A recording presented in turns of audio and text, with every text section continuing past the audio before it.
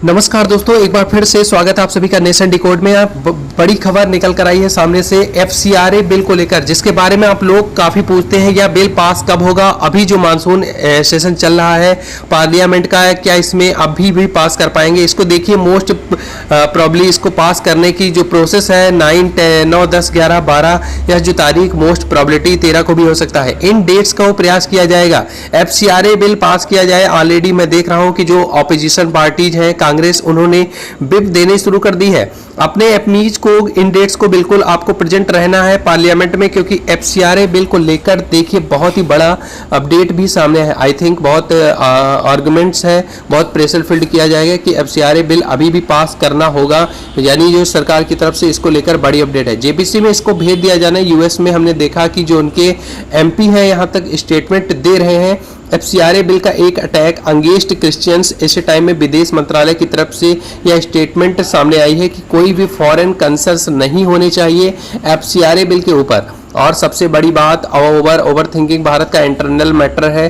कोई भी अमेरिका में बैठा हुआ ला माकर भारत को नहीं बताएगा कि कौन सा कानून हमको पास करना चाहिए, कौन सा नहीं करना चाहिए। अमेरिका ने दुनिया भर के अनाप शनाप टैरिफ लगाए, कभी हट गए, और टैरिफ लगातार द पोस्ट ऑफ दुनिया भर के कानून पास किए गए। HB ऑन वीजा को लेकर भी काफ़ी सारे स्टेप्स उठा लिए गए हैं। अब यह भी बात चल रही है कि इंडियन स्टूडेंट्स जो USA में पढ़ रहे हैं, हो सकता है कि उनको 80-90 लाख देने पड़े ताकि US में रुक कर काम कर सके। यह सब चीज़ें US के इंटरनल मैटर्स में आती हैं।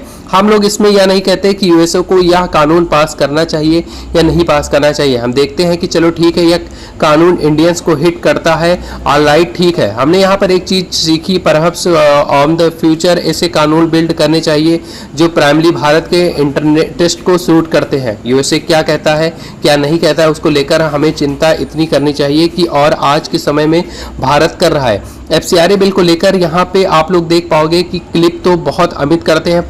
For those of do would like to have it in English, we seen the comments legislative matters concerning India और our internal affairs on the decisions of taken of the parliament of our country. I would also like to point out to there several nations, including the United States, which regulate the flow of foreign funds. यह अपने आप में USA को एक message भेजना बहुत important है, क्योंकि अभी तो भारत पर प्रेशर बिल्ड होगा। अभी के लिए बस एक अमेरिकन MP ने आवाज़ उठाई है और यह तब तक बोल दिया है कि भारत में जो हो रहा है यह क्रिश्चियन के अगेंस्ट है। CRA अमेंडमेंट वगैरह अभी तो प्रेशर में बनेगा। मैं वेट कर रहा हूँ कि क्या डोनाल्ड ट्रंप भी इस पर ट्वीट कर देंगे या नहीं, क्योंकि मुझको एक बात यहाँ मेंशन करनी पड़ेगी जिसमें MP ने ट्वीट कर थी इंडिया के बारे में। इंडिया को FCRA बिल पास नहीं करना चाहिए। वो एक्चुअली आप अगर देखोगे तो डोनाल्ड ट्रंप के काफ़ी करीब और काफ़ी बार भी यह कह चुके हैं कि USA एक क्रिश्चियन कंट्री है, USA एक मतलब सेकुलर देश है ही नहीं। इनकी कुछ पुरानी ट्वीट भी है, यहाँ मैं आपको दिखाता हूँ कि आप देख पाओगे कि वो ओरिजिनल ट्वीट है USA member of parliament royal Mir की। इस पर अभी 7 मिलियन व्यूज आ चुके हैं। अभी आने वाले टाइम में मोस्ट प्रोबेबिलिटी इसको देखेंगे कि क्योंकि आज जिन्होंने यहाँ पर बातें लिखी हैं वो FCRA बिल है। अमेंडमेंट जो रूल्स आने वाले हैं, इस the is clear attack against Christian, इस पर जो इसका सामने आया है major concerns in power the button relationship with India. सीरा या धमकी दी गई है कि इंडिया के साथ हमारे रिलेशंस जो है वो ख़राब हो जाएंगे। और अगर आप यहाँ पर पूछ रहे हैं कि रिलेशंस या थोड़ी सी डिसाइड करेंगे, तो ट्रंप अपनी तरफ से डिसाइड करते हैं कि यह बहुत ज़्यादा लॉयल सपोर्टर्स हैं ट्रंप के, काफ़ी बार इनके साथ खड़े हो चुके हैं, इसको सपोर्ट कर चुके हैं। और अगर रॉयल मोरी की कई और ट्वीट्स भी देखें तो यहाँ पता चलता है कि वो लिख भी चुके हैं ऑलरेडी कि अमेरिका एक क्रिश्चियन नेशन है। 250 साल पहले हमारे फाउंडर्स ने डिक्लेरेशन को साइन भी किया था और एक अमेरिकन कोऑर्डिनेट शुरू किया था। Any attempts to read our founding documents as separate from over Christian heritage is not only wrongs but fatal of the revelation of the over the years of the सारे articles भी publish कर चुके हैं। अभी अगस्त को 2 को इन्होंने articles publish किया है। America has always been Christian nation.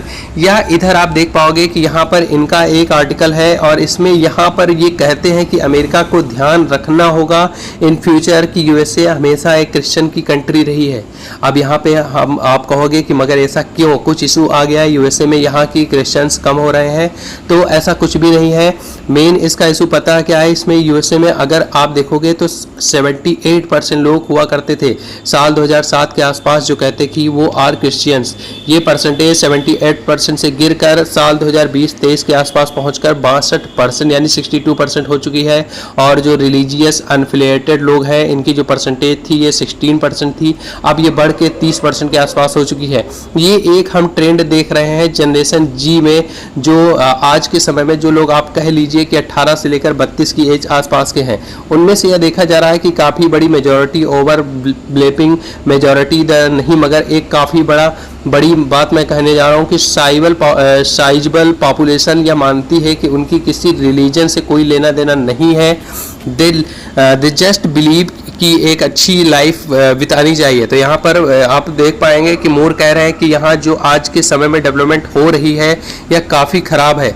यानी सिर्फ यूएसए को काफ़ी चिंतित है भारत के बारे में, इसीलिए हम यहाँ पर प्रॉपर एक रिप्लाई देना पड़ेगा इनको। FCRA ऐसा एक कानून यूएस में एक एग्जिस्ट करता है जो फॉरेन जो कंट्रीब्यूशन, ऐसा नहीं है कि इंडिया में कोई बैठा हुआ है आदमी, अगर इसको मतलब वो चाहता है कि वहाँ पर इसकी वो मैसिव स्केल और फंडिंग करना स्टार्ट कर दे तो वो $1 बिलियन वर्थ इस्कॉन को दे सकता है एक प्रॉपर फॉरेन अमाउंट में, जो यूएसए में इस रेगुलेटेड तरीके से भेजा जाए। यूएस में इसको लेकर प्रॉपर एक एक्ट एग्जिस्ट करता है। यूएस में फरा के नाम से यूएसए में टाइप का या लॉ बनाकर बैठे हैं। बट इंडिया में इनको चिंता यह हो रही है कि अगर यह फॉरेन कंट्रीब्यूशन रेगुलेशन अमेंडमेंट अगर आप पास हो गया तो इससे क्रिश्चियंस को प्रॉब्लम आएगी। देखिए बात भारत के होम मिनिस्टर ने भी कहा है कि जो FCRA को लेकर जो संशोधन आएगा ये किसी भी रिलीजन के ऊपर बेस्ड नहीं है, या मुझे बताना होगा कि यह रिलीजन न्यूट्रल है। कोई भी किसी चीज़ के लिए किसी को पैसा अगर भारत में भेजना है तो FCRA लॉ के अंडर भेज हो सकता है। अब उसके बाद अगर मान लो वहाँ NGO के जो फंड कर रहा था उस NGO को FCRA लाइसेंस रद्द हो चुका है, तो उसे NGO ने बहुत सारी जो संपत्तियाँ परचेस कर रखी हैं वो सरकार जब्त कर सकती है। FCRA कहीं से भी पैसे को रोकता है, कहीं से नहीं, रेगुलेट पहले से ही कर रहे हैं हम ये। बट एक बात कहेंगे कि इंटरेस्टिंग बात आती है सामने कि भारत में जो NGOs के स्टर्स हैं उनको लेकर US में बैठे हुए जो MPs हैं या चिंता कर रहे हैं कि काफ़ी हद तक this is very interesting to see. और आने वाले समय में आई बिलीव जैसे अगस्त में हम देख रहे हैं कि 10, 11, 12 यह जो डेट्स हैं या पास आएंगी, आई बिलीव FCRA को लेकर डिबेट ज़्यादा बड़े होने वाला है। डिमांड्स आएंगी कि FCRA को वापस ले लिया जाए, काफ़ी प्रेशर बिल्ड किया जाएगा। बट आप देखेंगे कि देखना होगा कि गवर्नमेंट यहाँ पर क्या करती है। अगर मान लीजिए सरकार प्रेशर में आकर या बोल भी देती है कि सॉरी सर सब ठीक है, बट अगर आप देख पाएंगे कि अभी हम FCRA को लेकर नहीं आ रहे हैं या आ रहे हैं जिस तरीके से अभी मैंने गवर्नमेंट थोड़ा मतलब एक्ट कर रही है, कोई बड़ी बात नहीं है कि यह भी हो सकता है। Who knows never. देखना होगा कि FCRA बिल पास होता है तो आने वाले कुछ दिनों में या फिर नहीं। बहुत इंटरेस्टिंग डेवलपमेंट तो आने वाली है। मैं आप लोगों के लिए अपडेट्स वीडियोज लाता रहूँगा, तो आप हमें हमारे चैनल नेशन डिकोड को सब्सक्राइब कर लें। तब तक लिए आते हैं एक नए वीडियो के साथ। जय हिंद, वंदे मातरम।